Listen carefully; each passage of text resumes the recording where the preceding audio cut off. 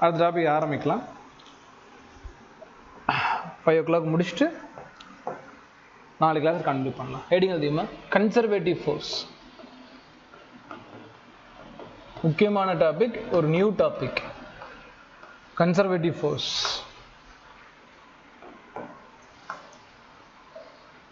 Heading அதிகம் conservative force, அழிவின்மை விசை.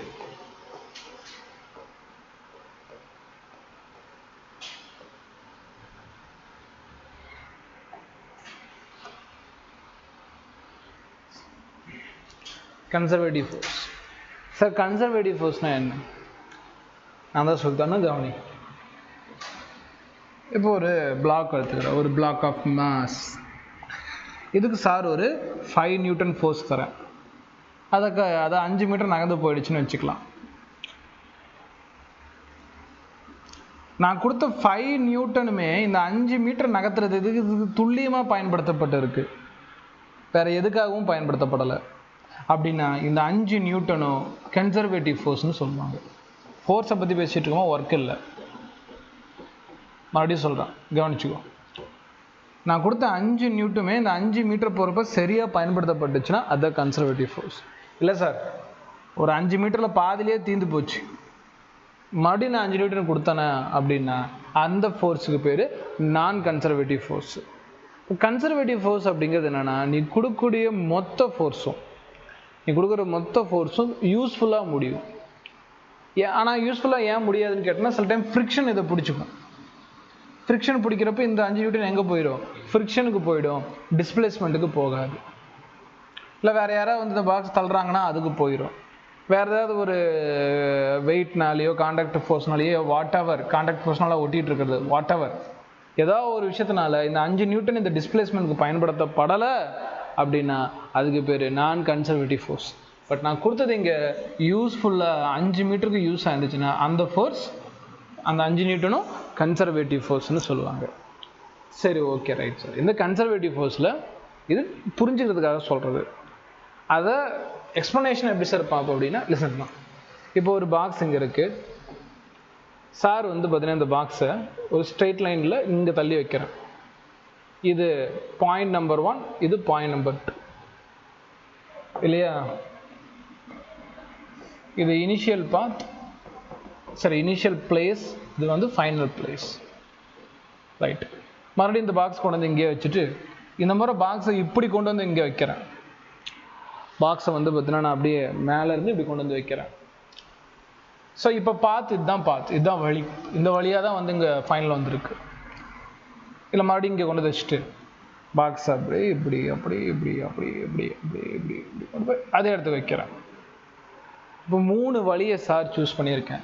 It's path number 1, path number 2, path number 3. Sir 3 வழியை choose பண்ணிங்க. 3 வழியிலையுமே இந்த பொட்டியை கொண்டு போய் எங்கே வச்சுருக்கீங்க? இந்த இடத்துல வச்சுருக்கீங்க. நல்லா ஞாபகம் வச்சுக்கோ. இப்போது கன்சர்வேட்டிவ் ஃபோர்ஸுங்கிறது என்ன அப்படின்னு கேட்டோன்னா, முன்னாடி இதில் சொல்கிறேன். நான் கொடுத்த இந்த ஃபோர்ஸ் டோட்டலாக டிஸ்பிளேஸ்மெண்ட்டுக்கு யூஸ் ஆகிருக்கும், அவ்வளோதான். நடுவில் என்ன இருக்குங்கிறதுலாம் தெரியாது. ஆரம்பத்தில் நான் கொடுத்துட்டேன், அது முடிவில் போய் முடிஞ்சிடும். கன்சர்வேட்டிவ் ஃபோர்ஸ் எல்லாம் ஞாபகம் வச்சுக்கணும். கன்சர்வேட்டிவ் ஃபோர்ஸ் அப்படிங்கிறது நீ எந்த வழியாக கொண்டு போகிறது கணக்கு இல்லைம்மா. இந்த வழியாக கொண்டு போய்க்கோ, இந்த வழியாக கொண்டு போய்க்கோ, பாதை முக்கியமே கிடையாது, சரியா? இந்த பாதை எதுவாக இருந்தாலும் சரி, நான் கொடுக்குற ஃபோர்ஸ் ஒரு கன்சர்வேட்டிவ் ஃபோர்ஸாக இருந்துச்சு அப்படின்னா இந்த பாத்தில் எவ்வளோ கன்சர்வேட்டிவ் ஃபோர்ஸ் இருந்துச்சோ அதே தான் இதுவும். எல்லாத்துலேயுமே சேம் கன்சர்வேட்டிவ் ஃபோர்ஸ். சார் எல்லாத்துலேயுமே சேம் கன்சர்வேட்டிவ் ஃபோர்ஸ்னா எல்லாத்துலேயுமே சேம் ஒர்க் டன். புரிஞ்சுக்கோ சார், இதுதானே சார் பக்கம், இதில் செய்கிற ஒர்க்கும் ஈக்குவலானா ஈக்குவல் தான். எப்போ? அது ஒரு கன்சர்வேட்டிவ் ஃபோர்ஸாக இருக்கும் பட்சத்தில், அதுதான். ஒரு நிமிஷம் ரிகார்ட் போதுன்னு பார்த்துறேன்.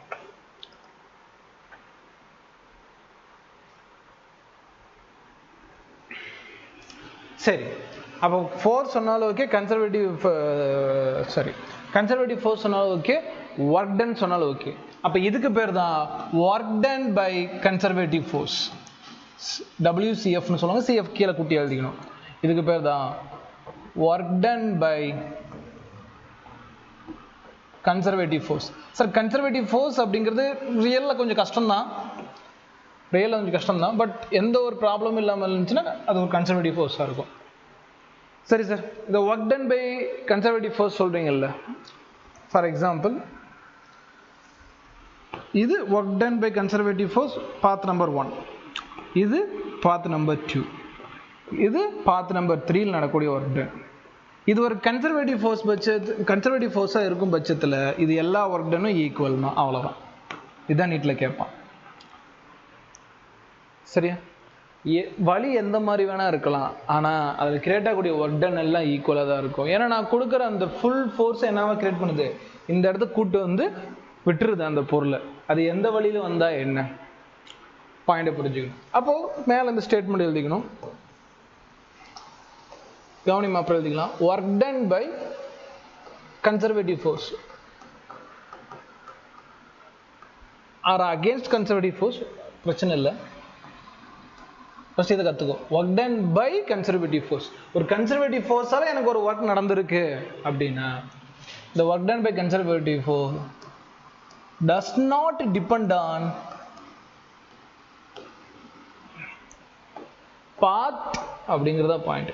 அது போன பாத்தை டிபெண்ட் ஆகாதுமா, அது ஸ்ட்ரெயிட் லைனோ சர்க்கிளோ இல்லை ஏதோ ஒரு ஷேப்போ அது வந்து பார்த்தீங்கன்னா டிபெண்ட் ஆகிருக்காது. அப்போ work done by conservative force does not depend on path. அப்போ எதை சார் டிபெண்ட் ஆகிருக்கும்? Initial point and final point. மீது எதாக இருந்தாலும் எனக்கு பிரச்சனை இல்லை, இது மட்டும் தான் எனக்கு. அப்போது இட் டிபெண்ட்ஸ் ஒன்லி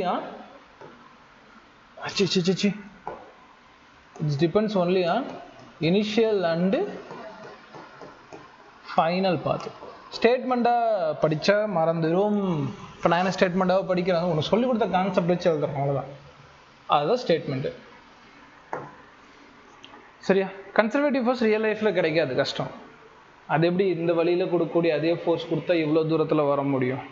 ஒரு பால் நான் நேராக போடுறேன், அதே ஃபோர்ஸை அந்த மாதிரி போட்டால் அது அதே இடத்துக்கு தான் போகுமா? இல்லை அப்படி இப்படி தான் கொண்டு போய் அதே இடத்துக்கு வருமானா? வர கஷ்டம். பட் ஒரு வேளை அந்த இடம் ஃபுல்லாக வேக்கமாக இருக்குது அப்படிங்கிற பட்சத்தில் நான் எப்படி போட்டாலும் அந்த இடத்துக்கு தான் போய் ஆகணும். ஆனால் வேக்கம் பிளேஸுங்கிறது ரியல் லைஃப்பில் கிடையாது, நம்ம வேக்கமில் வாழ முடியாது. அப்போ வேக்கமில் வாழ ஸ்பேஸில் தான் வாழ்ந்தாகணும். சரி, வாட் எவர். பட் இருந்தாலும் சின்ன சின்ன பார்ட்டிகல்ஸ்க்கு இதெல்லாம் அப்ளிகேபிள் தான். ஃபஸ்ட்டு கன்சர்வேட்டிவ் கற்றுக்கணும், கன்சர்வேட்டிவ்க்கு அப்புறம் நான் கன்சர்வேட்டிவ் நம்ம ப்ராக்டிக்கலாக அப்ளை பண்ணுவோம். கவனிமா, இது கன்சர்வேட்டிவ் ஃபோர்ஸ். கன்சர்வேட்டிவ் ஃபோர்ஸ் வந்து நான் கான்டாக்ட் ஃபோர்ஸ்க்கு எல்லாத்துக்கும் அப்ளிகபிள் ஆகும். ஃபார் எக்ஸாம்பிள் எலக்ட்ரோஸ்டாட்டிக் ஃபோர்ஸ் எடுத்துக்கங்க, அதுலேயும் ஃபோர்ஸ் இருக்கும். ஒரு ஒயர் வந்து பார்த்தீங்கன்னா இதுக்குள்ளே எலக்ட்ரான் ட்ராவல் ஆகிட்டு இருக்கு. என் வாய்ஸ் தான் இப்போ எலக்ட்ரானாக கன்வெர்ட் ஆகி போயிட்டுருக்கு. நான் இப்படி வச்சாலும் அந்த வாய்ஸ் அப்படி தான் போக போகுது, இப்படி வச்சாலும் அந்த வாய்ஸ் அப்படி தான் போக போகுது, நான் ஸ்ட்ரெயிட் லைனில் வச்சாலும் போகணும். அப்போ எலக்ட்ரோஸ்டாட்டிக் ஃபோர்ஸ் ஒரு கன்சர்வேட்டிவ் ஃபோர்ஸ். புரிஞ்சு ட்ரை பண்ணி. என் வாய்ஸ் வந்து இங்கே மைக் எப்படி இருக்குது, இந்த ஸ்ட்ரெயிட் லைனில் வச்சா அதே வாய்ஸ் தான் ரெக்கார்ட் ஆக போகுது, நான் இப்படி மடக்கி வச்சாலும் அதே வாய்ஸ் தான் ரெக்கார்ட் ஆக போகுது. இனிஷியல் ஃபைனல் தான். இந்த எலக்ட்ரோஸ்டாட்டிக் ஃபோர்ஸ்க்கு ஒன்றே ஒன்று தான். இனிஷியல் இந்த சவுண்ட் எடுக்கிறேன், அது எந்த வழியாக இருந்தால் என்ன, ஃபைனலில் போகிறப்போ அது. அப்போ இது இந்த மாதிரி ஃபோர்ஸ்லாம் என்னது, கன்சர்வேட்டிவ் ஃபோர்ஸ்னு சொல்கிறாங்க. எலக்ட்ரோஸ்டாட்டிக் ஃபோர்ஸ்னால் 12th நடத்துகிறேன், கரண்டுக்குள்ளே இருக்கக்கூடிய ஃபோர்ஸு. Right, okay. அப்போ கன்சர்வேட்டிவ் ஃபோர்ஸ் எக்ஸிஸ்ட் ஆகுது, ஆனால் கண்ணில் பார்க்க முடியாது. ரைட், ஓகே, நோட் பண்ணிக்கோ. எக்ஸாம்பிள்ஸ் தான் சொல்கிறேன், எழுதியோ. இன்னும் ஒன்று முடிச்சிடறோம். ஒரு கன்சர்வேட்டிவ் ஃபோர்ஸ் இல்லை, தனி பாயிண்டாக போகலாம். முடிச்சுட்டு கிளாஸ் முடிச்சுக்கிறேன், இது எழுதியோ, தனி பாயிண்டாகவே போகிறேன்.